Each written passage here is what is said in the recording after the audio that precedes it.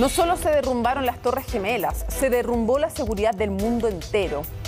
Miles de millones miraron atónitos en vivo esos atentados crueles, horrorosos, y todos pensaron: si Estados Unidos es vulnerable, todos lo somos. No hay justificación alguna para un acto tan cruel que le costó la vida a casi 3.000 personas ese día. Lo que vino después fue una guerra no solo contra el terror, sino de terror. Se pasó de la legítima defensa a ataques con motivos inventados, como las inexistentes armas de destrucción masiva en Irak. Cosas horrorosas como Abu Ghraib, Guantánamo, el uso de la tortura de manera oficial y más. Los terroristas, los que pretenden hacer que actúan en nombre de una religión que es una de paz, el Islam, que la distorsionan, manchan y ocupan políticamente, siguieron golpeando. Madrid, Londres. El mensaje era claro: nadie volvería a estar seguro. No muerto, pero sí muy dañado en su valoración, el multiculturalismo. 8.000 trillones de dólares gastados en guerras como las de Irak y Afganistán, que eran y son tan necesarios para tanto y tantos. Los talibán nuevamente en el poder, ISIS como una amenaza constante, el racismo contra árabes y musulmanes. 20 años después de los atentados del 11 de septiembre, ¿cuánto cambió Estados Unidos? ¿Cuánto cambió el mundo? Comienza Conexión Global.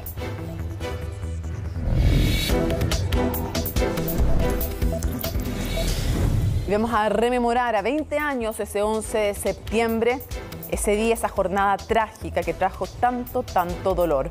En la nota de Laura Soto.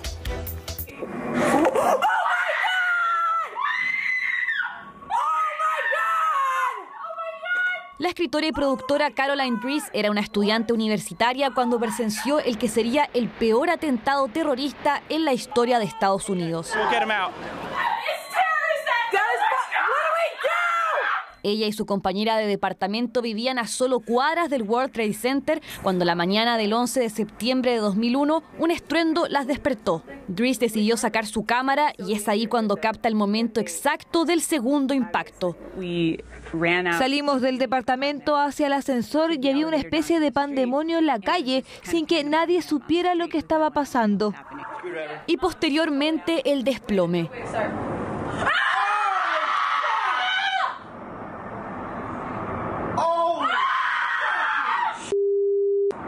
Eran las 7:59 de la mañana cuando el vuelo 11 de American Airlines despegó desde Boston con destino a Los Ángeles. Ese sería el primero de 4 aviones comerciales en ser secuestrados por miembros de Al Qaeda, grupo terrorista liderado por Osama Bin Laden.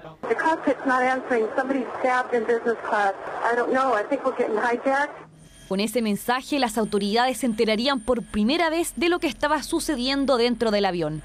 En él habían 11 miembros de la tripulación y 81 pasajeros, entre ellos 5 terroristas liderados por Mohamed Atta, quien en un intento por hablar con los viajeros se comunicó con los controladores aéreos.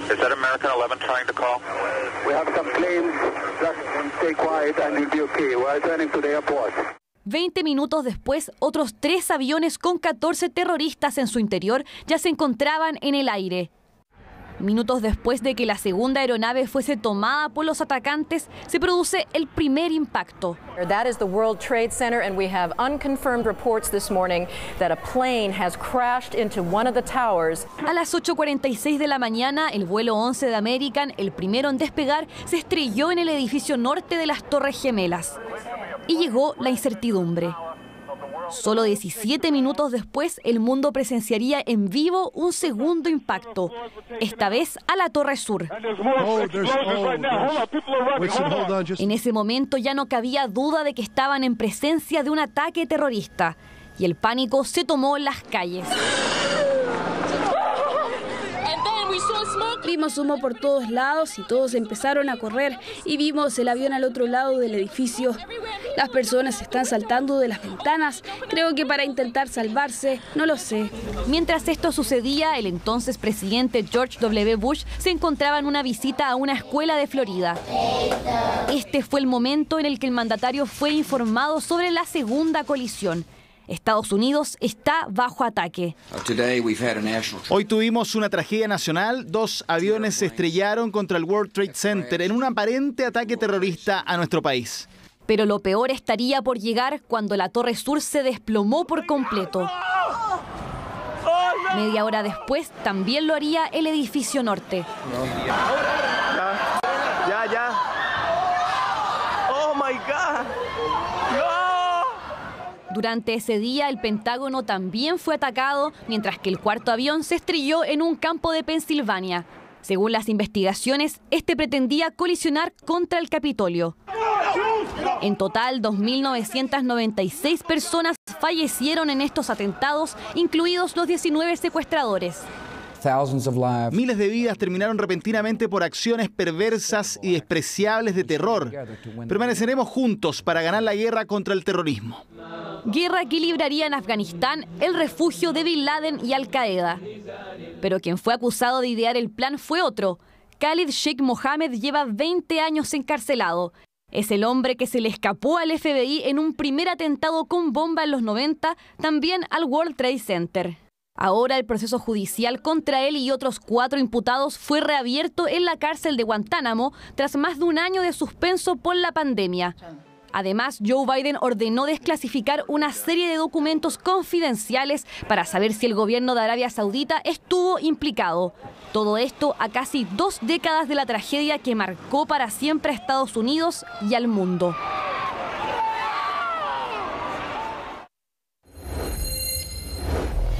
Vamos a analizar este tema con perspectiva junto a Jorge Heine, que es cientista político, además abogado y por supuesto diplomático. Jorge, desde Boston, además, muchísimas gracias por acompañarnos.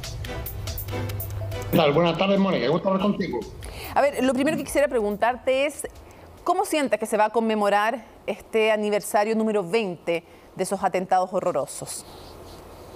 Yo creo que hay un sentimiento muy ambivalente. Por una parte, ese sentir de algo tan trágico, tan terrible, un ataque que los Estados Unidos nunca había experimentado, dando una sensación de impotencia que este gran país, la verdad es que no había sentido en mucho tiempo. Y por otra, la paradoja de que al cumplirse esos 20 años, un par de semanas antes, Estados Unidos ha tenido que abandonar Afganistán derrotado, que fue donde fue precisamente a fines del año 2001 para responder a Al-Qaeda, que había cometido ese atentado y que estaba en Afganistán. Yo diría que hay un sentimiento de profunda ambivalencia, de rememorar esos eventos tan trágicos, todas aquellas personas que perdieron sus vidas, como tú señalaste, más de 3.000 personas, algo tan terrible. Y por otra, una sensación de frustración. Muchos se preguntan, estos 20 años en Afganistán, que se iniciaron poco después de eso, ¿fueron en vano? Jorge, después de la salida de Afganistán, ¿hay más miedo al terrorismo en Estados Unidos desde el momento en que los talibán retoman el poder, más allá de que se hayan comprometido con Estados Unidos en ese acuerdo que firma Donald Trump con los talibán y que fija la fecha de salida? Yo no diría que hay más miedo del terrorismo. Yo creo que hay hasta cierto punto una sensación de alivio, de terminar con una guerra que no iba a ninguna parte. Lo importante a tener presente es que no hay forma de terminar una guerra que se ha perdido de manera elegante, de manera clara, de manera organizada. Cuando las guerras se pierden, lo que ocurre es lo que ocurrió en Saigón el año 75 y lo que ocurrió en Kabul ahora en estas semanas. Eso va con el territorio. Así es que se pierden las guerras. Y lo importante para muchos estadounidenses es que en definitiva se ha puesto fin a esta pesadilla que no terminaba y Estados Unidos en este momento está más preocupado de sus propios problemas que de lo que pasa en Asia Central. ¿Qué ocurre con la desclasificación que se va a realizar de documentos de inteligencia relacionados con el 11 de septiembre? Es una petición que hicieron buena parte de los familiares de las víctimas de este atentado y que fue anunciado ya hace algunos días por Joe Biden. ¿Qué implicancias podría tener? Yo creo que esa es una gran pregunta, Mónica, por lo siguiente, porque obviamente hubo una fuerte conexión con Arabia Saudita en lo que ocurrió el 11 de septiembre. Más de la mitad, 3/4 partes de los que participaron ellos eran ciudadanos saudíes. Entonces hay una gran pregunta. ¿Cuál fue el papel del gobierno de Arabia Saudita en lo que pasó el 11 de septiembre? Es una pregunta que ha quedado en el aire, que no ha sido respondida. Como sabemos, Estados Unidos, el gobierno de Estados Unidos tiene una relación muy estrecha con el gobierno saudí. Por ello había muchas dudas. ¿Qué es lo que se está tapando?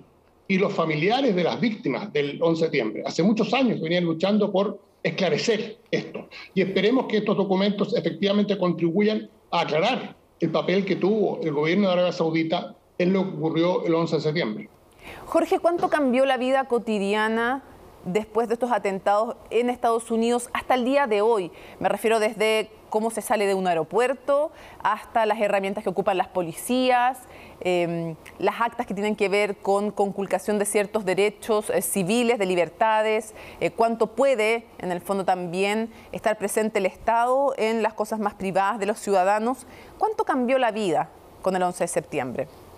Yo diría que tuvo un efecto terriblemente negativo.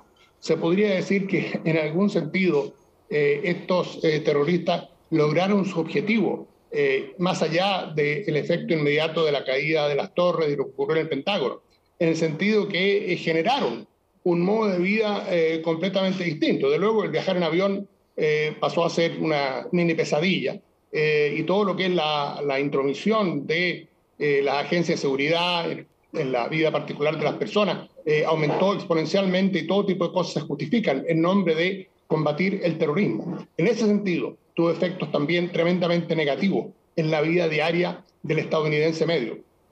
¿Cómo es ser musulmán hoy día en Estados Unidos?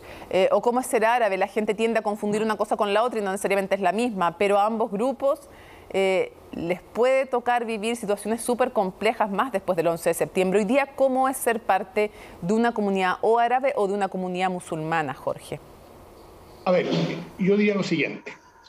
Esto se acentuó, diría yo, con particular virulencia en el gobierno del presidente Trump, que identificó a los países musulmanes como fuentes de terrorismo, prohibió los viajes en un momento dado de integrantes de esos países, en su mayoría musulmanes, y adoptó todo tipo de medidas que eran tremendamente discriminatorias. Eso ha cambiado. En el gobierno del presidente Biden esas políticas no se están aplicando y se ve una actitud muy distinta. ¿Y la inteligencia qué tal está? Porque mucho se criticó que se había disminuido el trabajo en inteligencia humana, bueno, también en técnica, pero que les faltaba mucho trabajo en inteligencia a Estados Unidos, que tenía muchos lados débiles, no solo en Medio Oriente, sino que internamente también. ¿Cómo se ha reforzado en estos 20 años o cómo se ha debilitado la inteligencia para la lucha contra el terrorismo, para poder, en el fondo, que es algo muy difícil, además cuando son células particulares, lo hemos conversado en otras ocasiones, es muy difícil poder detectar todo lo que van a hacer, pero no sé cómo se ve eso con una amenaza además que es múltiple, interna, terrorismo doméstico, y en los países donde está presente Estados Unidos, con misiones diplomáticas, en fin, hay muchísimos intereses desde económico, geopolítico, a lo largo del mundo. Sí, por supuesto. Ahora, ahí el punto clave, yo creo que hay que subrayar, es el siguiente. Una cosa es lo que ocurre en el plano internacional y otra cosa es lo que ocurre en los Estados Unidos. La verdad es que en los Estados Unidos, en los últimos años, la principal amenaza terrorista no ha provenido de grupos terroristas islámicos ni grupos extranjeros. La principal amenaza terrorista en los Estados Unidos, y eso se vio claramente el día 6 de enero en el asalto al Capitolio, proviene de grupos internos. Exacto. Y el problema que ha habido es que por razones políticas, esos grupos no estaban siendo investigados, no estaban siendo controlados, no se estaba haciendo la labor de inteligencia que se requería hacer. Algunos dicen que por eso fue lo que ocurrió en lo que pasó el 6 de enero. Entonces, la verdad es que en los Estados Unidos mismos, la gran amenaza hoy día es la amenaza de grupos nacionalistas blancos, de grupos neonazis, de grupos de extrema derecha. Y eso es lo que se está concentrando hoy día el FBI y otras agencias. Y respecto de la política interna, ¿cómo ves el momento de Joe Biden tras la salida de Afganistán? ¿Cómo lo ves a él como presidente de cara a estos 20 años del 11 de septiembre? ¿En qué momento político está? Sí, el presidente Biden ya como vicepresidente contaba en la Casa Blanca con el presidente Obama. era un opositor a seguir extendiendo la estadía y la guerra en Afganistán. Y ahora como presidente ha finalmente estado en una posición de tomar la decisión de acabar con esa guerra. Para él, hasta cierto punto, habría sido más cómodo continuar con la guerra con un pequeño destacamento militar, porque obviamente no habría pagado el costo político que ha pagado en esta semana. Pero yo creo que tomó la decisión correcta y le puso fin a este hecho, revelando, yo creo, una capacidad de decisión bastante notable. Repito, las encuestas señalan que la mayoría de la opinión pública norteamericana apoya esto. Es cierto que hay, obviamente, reservas y críticas respecto a la forma en que esto se hizo, pero yo insisto que no hay manera de salir bien de una guerra que se pierde. Así se pierden las guerras. Entonces, yo creo que es importante poner eso en perspectiva. En otros aspectos, en materia de política interna, el presidente Biden ha anotado varios logros legislativos importantes. Tiene en este momento un proyecto de 3.500 millones de dólares para todo lo que es infraestructura. Vamos a ver a dónde llega. Es una gran pregunta si eso se va a aprobar. Si eso se logra aprobar, eso sería algo comparable a lo que logró Lyndon Johnson en los años 60 y Franklin Delano Roosevelt en los años 30. Yo creo que las próximas semanas van a ser decisivas y eso depende mucho de qué es lo que pasa con el voto de un par de senadores demócratas que están todavía indecisos. Pero yo diría que en general el presidente Biden se ha hecho cargo de los tremendos problemas que enfrenta Estados Unidos y no los está ignorando. Todos muy atentos además a la perspectiva que se pone a las elecciones de midterm, que son las elecciones de término medio, o sea, de mitad de mandato, y que dan cuenta también del pulso de cómo la gente va midiendo la gestión del mandatario que está en ese momento en la Casa Blanca. Jorge Heine, como siempre, un gusto, un placer conversar contigo. Gracias, Mónica. Buenas tardes. Muy bien. El horror de estos atentados comenzó a ser visible para el mundo a las 8:46 de la mañana, hora de Estados Unidos. A esa hora, el vuelo 11 de American Airlines se estrella contra la torre norte del World Trade Center. Al principio mucha incertidumbre, muchos se preguntan qué está ocurriendo, qué está pasando. ¿Se trataba de un accidente? ¿Se trataba de un atentado? Muchísimas preguntas. 9:03 de la mañana, el vuelo 175 de United Airlines, que viajaba desde Boston a Los Ángeles, golpea la torre sur del World Trade Center en la ciudad de Nueva York, y ya estaba siendo evidente que se trataba de atentados terroristas. Aún mucha incertidumbre, mucha gente golpeada, paralizada con lo que estaba ocurriendo, no se entendía nada, se transmitía en vivo a través de las grandes cadenas internacionales y lo veíamos perplejos en todo el mundo. Eso fue otro, además, de los grandes golpes, verlo en vivo, en directo, el horror retratado en las caras de las personas, en gente que veía su vida cortada, la de sus seres queridos, en fin, fue horroroso. A las 9:37, el vuelo 77 de American Airlines se estrella, pero ahora contra el ala oeste del Pentágono. Fue otro de los hitos. Luego, a las 9:59, la torre sur se desploma. Ya estaban incendiadas y luego se desploman.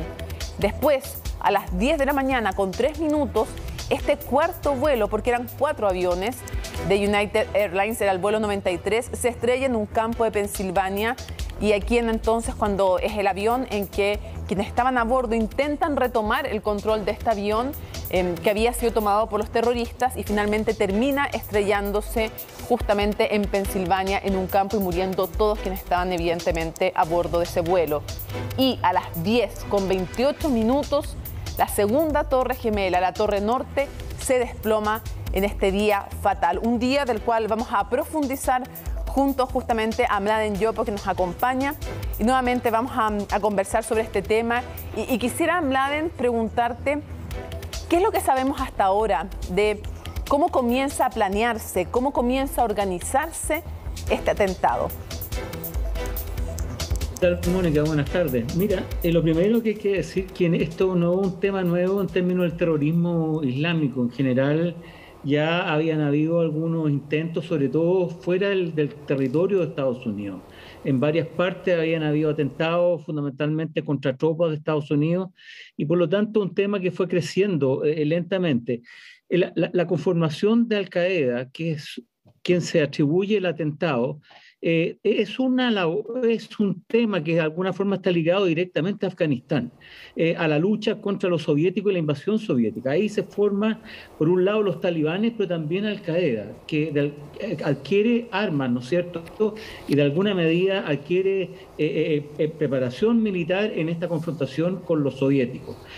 Posteriormente, yo diría que en el fondo surge la figura de Osama Bin Laden, que de alguna forma empieza a repudiar las actuaciones de Estados Unidos en lo que es el Medio Oriente en general, fundamentalmente a partir de las relaciones privilegiadas con Israel y el sionismo en parte, y por mantener tropas en Arabia Saudita. No olvidemos que Osama Bin Laden es saudí, ¿no es cierto?, y que de alguna forma repudiaba un poco esta situación.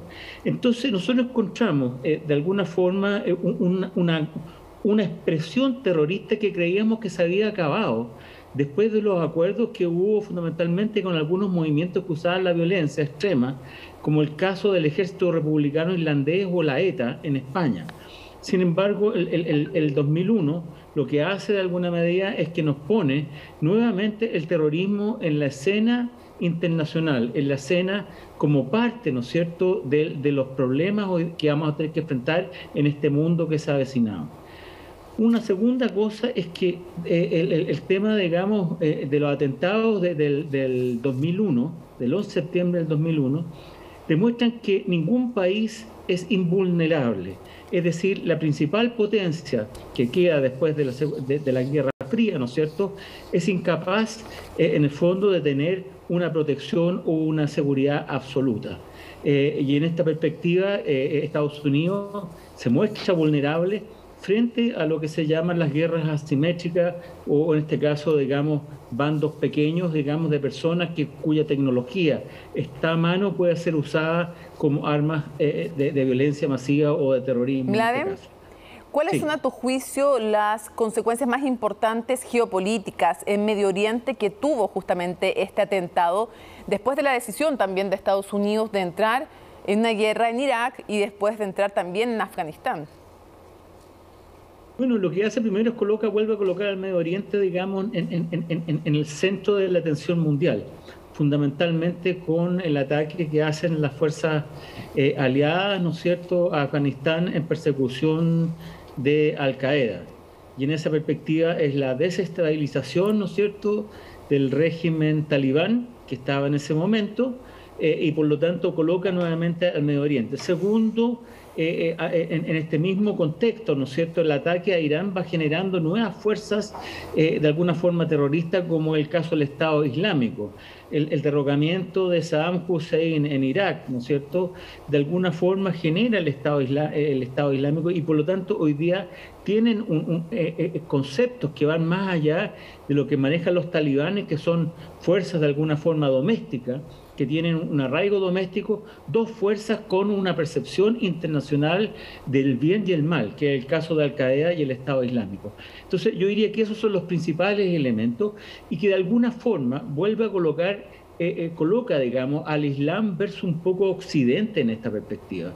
Y va generando en el Occidente una cierta islamofobia, cosa que no tiene sentido, digamos, fundamentalmente porque el Islam no es una religión bélica, sino más bien es una religión de paz.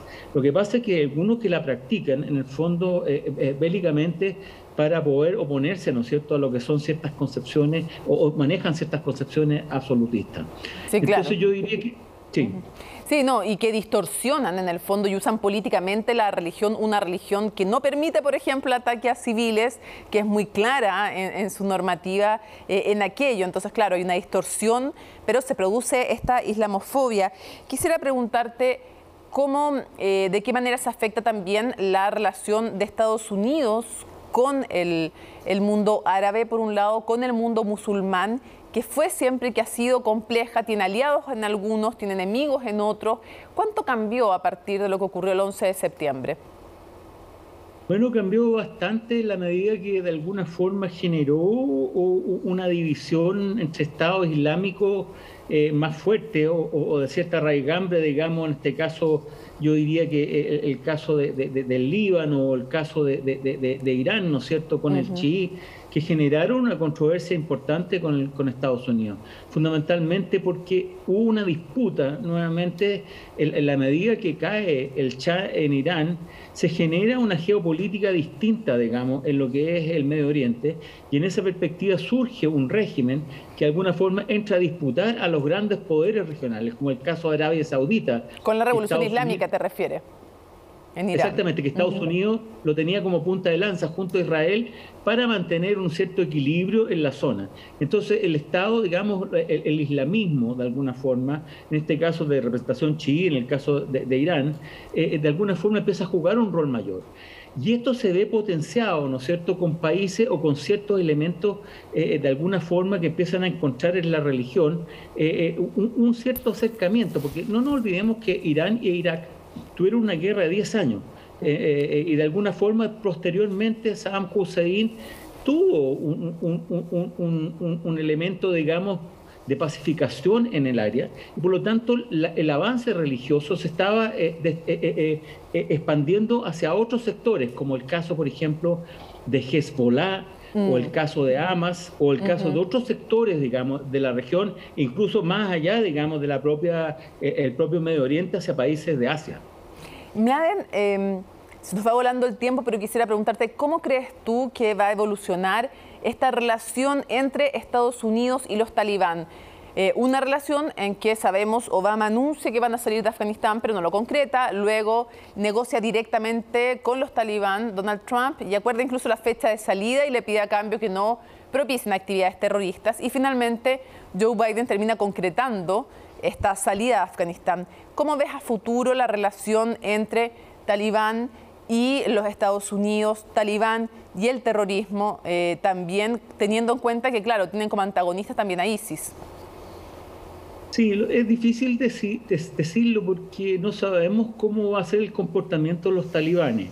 Lo que están pretendiendo, primero Estados Unidos tenía un juego de suma cero ahí, en el caso de Afganistán. Al igual que los soviéticos, que llevaron más de 800.000 tropas, digamos, no pudieron dominar a los talibanes. Por lo tanto, tuvieron que retirarse. Estados Unidos pasa lo mismo, con grandes costos, digamos, en términos materiales, de hombre y dinero, para decir la verdad. Entonces, por lo tanto, no se sabe. Segundo, yo creo que la apuesta ahí es que los propios talibanes, de alguna forma, se generen contradicciones con los otros movimientos, digamos, islámicos radicalizados, que son también todos de arraigambre suní, y que de alguna forma sean los talibanes los que controlen, digamos, a Al-Qaeda y aparte de ISIS, digamos, o a otras fracciones, digamos, que puedan estar en esa perspectiva actuando al interior de Afganistán. Yo tengo esa la impresión. China está negociando con los talibanes, se dice que Irán ha negociado con los talibanes a pesar de que son chií y suní, digamos, han tenido negociaciones, digamos, los rusos con los talibanes, y Estados Unidos, incluso el jefe de la CIA estuvo negociando con el máximo jefe talibán la salida. Por lo tanto, yo creo que va a haber algún tipo de acuerdo. Ahora, el tema de fondo es que al final de cuentas no se sabe el comportamiento final de los talibanes, como de alguna forma una implementación extrema, ¿no es cierto?, de lo que es el islamismo, pero por otro lado también hay una esperanza de que ellos puedan controlar estos otros movimientos. Y en esa perspectiva yo creo que hay una geopolítica ahí, un juego geopolítico entre las potencias que de alguna forma van a tratar de tener un mayor nivel de influencia en el régimen talibán. Por temas económicos, por temas políticos y por temas de alguna forma de control del terrorismo. Sí, por ejemplo, el caso de Pakistán es un tema no menor, es que es colindante con Afganistán. El caso de la India no es un tema menor. El de China tampoco, también hay movimientos terroristas también que le preocupan en el fondo también a China fuertemente y por eso también se relaciona por el tema económico también, geopolítico, pero también por el tema del terrorismo con los talibanes y tratar de negociar con ellos. Quiero cerrar con una pregunta global. Si tuvieras que resumir, Mladen, ¿cómo cambió al mundo los atentados del 11 de septiembre, de los cuales vamos a conmemorar 20 años?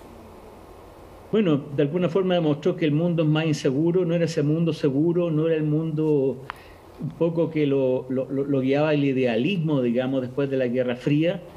Más bien es un mundo donde había la posibilidad de atentados en esta envergadura. Y así, por ejemplo, nos encontramos que se redoblaron los esfuerzos de seguridad en los aeropuertos. En el caso de Estados Unidos se fundieron muchas agencias de inteligencia. Estados Unidos tiene más de 300 y tantas agencias que están funcionando con distintos niveles, privadas y públicas, ¿no es cierto?, en coordinación para la lucha contra el terrorismo. De alguna forma también, como lo que había dicho anteriormente, se impone una cierta islamofobia sin entender el Islam en su esencia. De alguna medida también el Medio Oriente vuelve a estar presente como elemento fundamental dentro de las crisis a nivel global. Es decir, las consecuencias son muchas, digamos. De alguna forma se ve que las potencias en general no son capaces de sostener primero varios escenarios juntos, pero aparte en algunos países, por muy fuertes que sean, no son capaces de sostener o ganar ciertas batallas. Hay la posibilidad de lo que son los atentados asimétricos, estas guerras asimétricas, donde pequeños grupos pueden hacer gran daño. En Europa lo hicieron también con mucha fuerza, ¿no es cierto? No nos olvidemos de Atocha, Londres, Manchester y otra serie de partes. Entonces, de alguna forma el mundo se insegurizó un poco. Y en ese sentido yo diría que en el fondo la única respuesta frente a este tipo de temática, primero, es el multilateralismo y segundo, entrar en problemas de consenso, buscar consensos mayores a nivel internacional y no la imposición de un país, digamos, frente a lo que son realidades de alguna forma que están luchando por reivindicaciones y buscar, digamos, elementos de conversación. Porque en el fondo se ha demostrado, como en el caso de los talibanes, después de 20 años, la guerra más larga de Estados Unidos que ha tenido Estados Unidos afuera, que no fue capaz de vencer, con alta tecnología, con inversiones enormes. Por ejemplo, a las Fuerzas Armadas afganas le dieron más de $80.000 millones en puras armas nomás, además de entrenamiento y otro tipo de política. Es decir, se gastó mucha plata y al final el resultado cero. Mladen Yopo, muchísimas gracias por habernos acompañado y enseñado como siempre en Conexión Global. Que estés muy bien. Ha sido un placer, que estés muy bien. Buenas. Nos vamos a la pausa, pero vamos a seguir con un contacto desde Nueva York, analizando, revisando estos 20 años de los atentados del 11 de septiembre en Nueva York.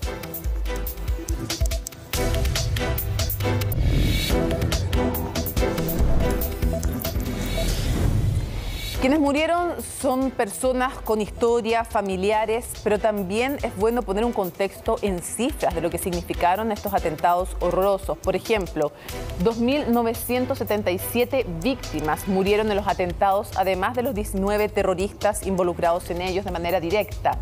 Hasta el día de hoy, luego de 20 años, solo el 60% de las víctimas han sido identificadas. Hay más de 1.000 familias que todavía no han podido tener los restos de sus familiares en esta tragedia.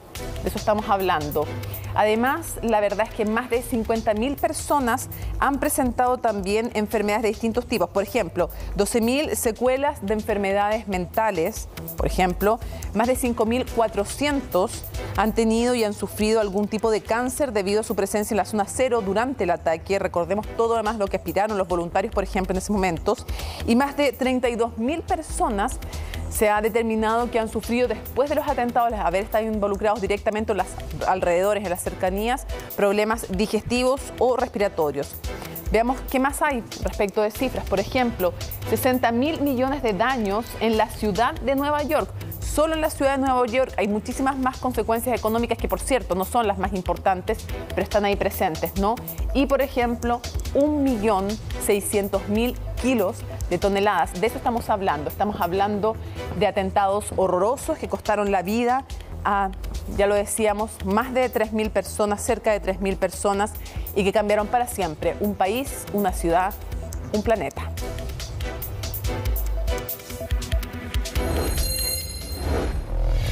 Como siempre, es un privilegio poder analizar en profundidad estos temas y con perspectiva global junto a una de nuestras panelistas favoritas, Cassandra Swift, que es, entre otras cosas, doctora en Ciencia Política en la Universidad de Cambridge, experta en temas internacionales. Cassandra, un gusto estar contigo. Un placer siempre estar. A ver, ¿cómo estás en Nueva York? Aprovechemos primero una pregunta general. ¿Cómo se siente? ¿Cómo vibra la ciudad? ¿Cómo se siente el ambiente en la ciudad? en estos 20 años del 11 de septiembre? ¿Cómo se prevé ese día y cómo se siente el ambiente en los días previos? Mira, en este momento la verdad es que Nueva York se siente bastante golpeada. No es por terrorismo, es por cambio climático. No sé si escucharon, hace una semana hubo una tremenda tormenta y de hecho ayer yo estuve en Queens. Biden estuvo visitando la ciudad y visitando las personas más afectadas. Terribles casos de familias que han perdido todo y han perdido la vida. Entonces, hoy y ayer había mucha atención sobre el asunto de la fragilidad de Manhattan, de Queens, frente al aumento de la posibilidad de impactos por cambio climático. Y preguntarte primero, cuando hacemos historia, cuando ponemos en perspectiva el atentado, los atentados horrorosos del 11 de septiembre, la pregunta es, ¿por qué fue, más allá del horror que implican, por qué fue tan significativo para Estados Unidos? ¿Por qué nos golpeó tanto al mundo entero?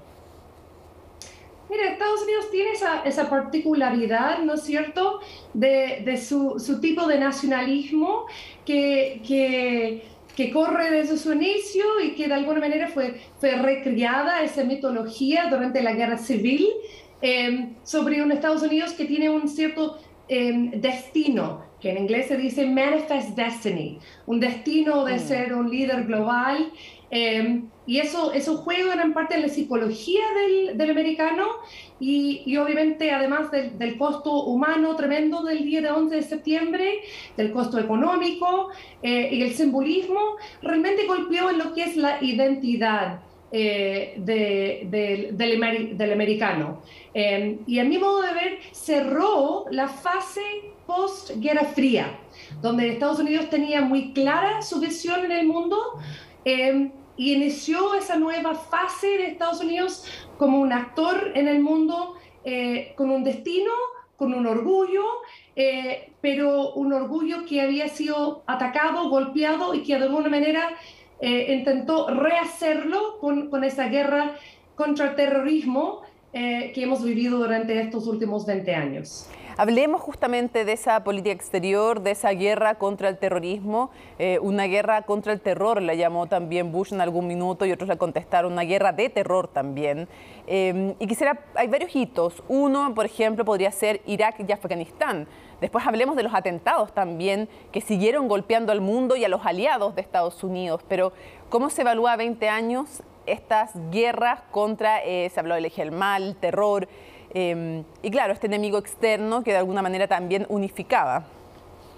Bueno, al inicio, Mónica, como tú bien sabes, era un inicio algo natural, ¿no es cierto? El George Bush salió y giró la tragedia del momento con esas famosas declaraciones y sobre el resurgimiento de Nueva York y la necesidad que él veía de invadir a Irak, de invadir a Afganistán, y al inicio de estos 20 años, ¿no es cierto?, Estados Unidos contó con una serie de aliados importantísimos, con una visión entrando a esa guerra contra el terror, ¿no es cierto?, una cierta inocencia, una cierta, la arrogancia de un país que había ganado, a su modo de ver, esa guerra fría, y saliendo de esta guerra con esa visión de que Estados Unidos iba a poder acabar con el terrorismo y entró a esa nueva fase mano en mano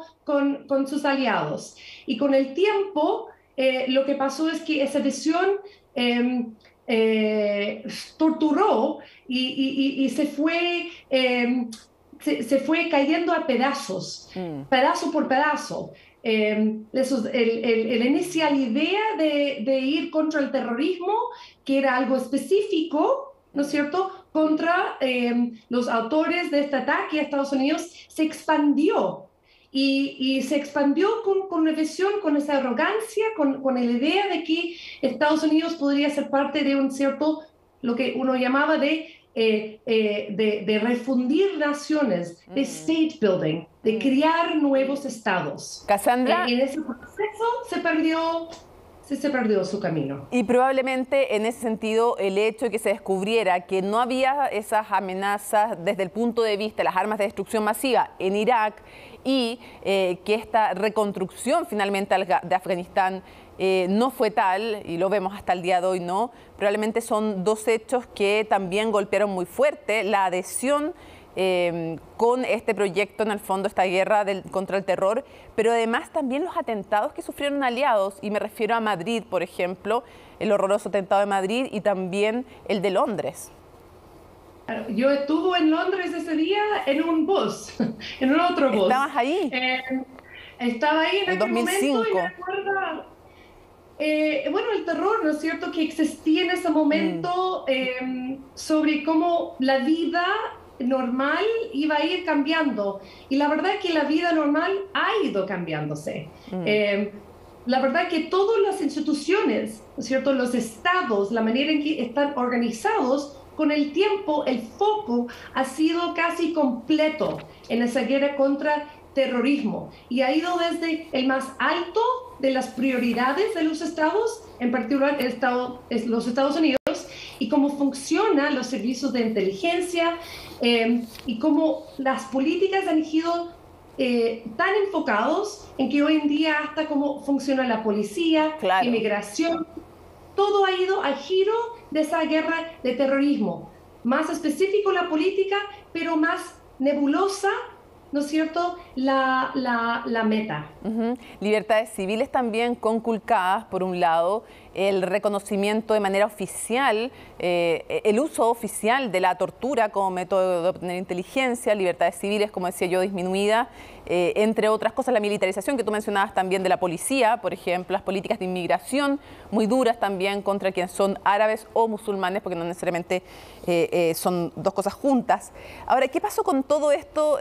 La imagen también, Cassandra, en el exterior de Estados Unidos, porque uno puede mencionar, claro, hay hitos que lo hacen ver como de alguna manera victoriosos, como atrapar a Saddam Hussein, hay otros también como la muerte o el asesinato de Osama Bin Laden, y todos tienen caras y contracaras respecto a cómo es evaluado Estados Unidos en el exterior, y otros terribles también como Guantánamo o Abu Ghraib, esta cárcel donde, para quienes no recuerden, se aplicaban métodos horrorosos de tortura. Sí, o sea, en algún momento, ¿no es cierto?, Estados Unidos comenzó esa guerra con grandes declaraciones sobre la necesidad de empujar valores bellas y bonitas como libertad, y en algún momento en ese camino, la verdad que bastante pronto en ese camino, porque en aquel momento tuvimos como a cargo del Departamento de Defensa Donald Rumsfeld, no sé si recuerdas esa gran figura, y había una tremenda justificación para métodos que sabemos bien claros que son tortura.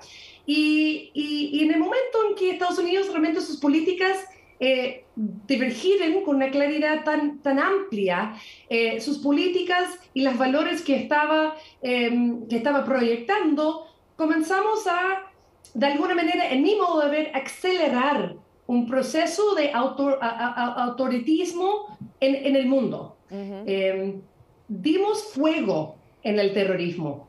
Estados Unidos, sí, a la técnica, tuvo bastante éxito en parar atentados de terrorismo, ¿no es cierto?, que como vimos en Madrid, como vimos en Londres, han habido más momentos en que lo cual estos eventos podrían haber ocurrido de nuevo.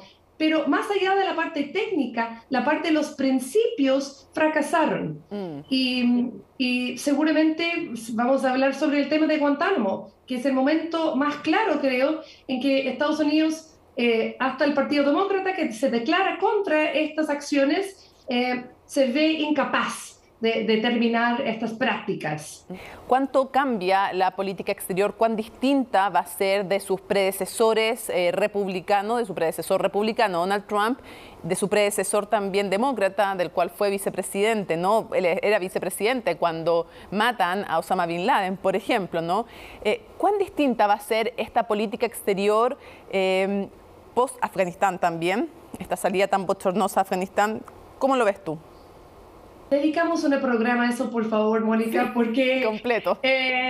La verdad es que la administración de Biden está viviendo un momento bien difícil, y eso va a afectar la manera en que Estados Unidos puede relacionarse con otros países. Hay un gran empuje para que Estados Unidos ve China como un enemigo, como un contrapunto. Al mismo tiempo está manejando una situación compleja con Putin, con Rusia, y la verdad es que Estados Unidos en este momento se falta mucho tener los aliados y tener la credibilidad para empujar soluciones globales que son más urgentes que nunca en la panorama de salud global y del medio ambiente. Entonces, Biden hizo ese giro, y fue algo súper estratégico, intentando no afectar a las elecciones que vienen en camino, ¿no es cierto?, los midterms, de hacerlo con tiempo antes de los midterms, pero no funcionó bien. Y existía la esperanza de que no iban a caer tan rápido, pero esa caída, la manera en que se ha caído, sí puede afectar cómo van los midterms en Estados Unidos y generar una tremenda resistencia que Biden tendrá que enfrentar, no solo al nivel global, pero para pasar cualquier tipo de legislación por el Congreso. Entonces se enfrenta a una situación bastante complicada en este momento. Cassandra, muchísimas gracias por acompañarnos desde Nueva York para profundizar en las consecuencias globales de este aniversario número 20 de un hecho tan trágico como los atentados del 11 de septiembre. Muchísimas gracias. Adiós. Hechos que no solo marcan entonces a Estados Unidos, 2 décadas de atentados horrorosos que marcaron no solo la historia de Estados Unidos, la historia del mundo entero, y la siguen marcando hasta hoy. Conexión Global siempre en todo el mundo, en la historia, en el presente, en el futuro. Nos vemos la próxima semana. Chao.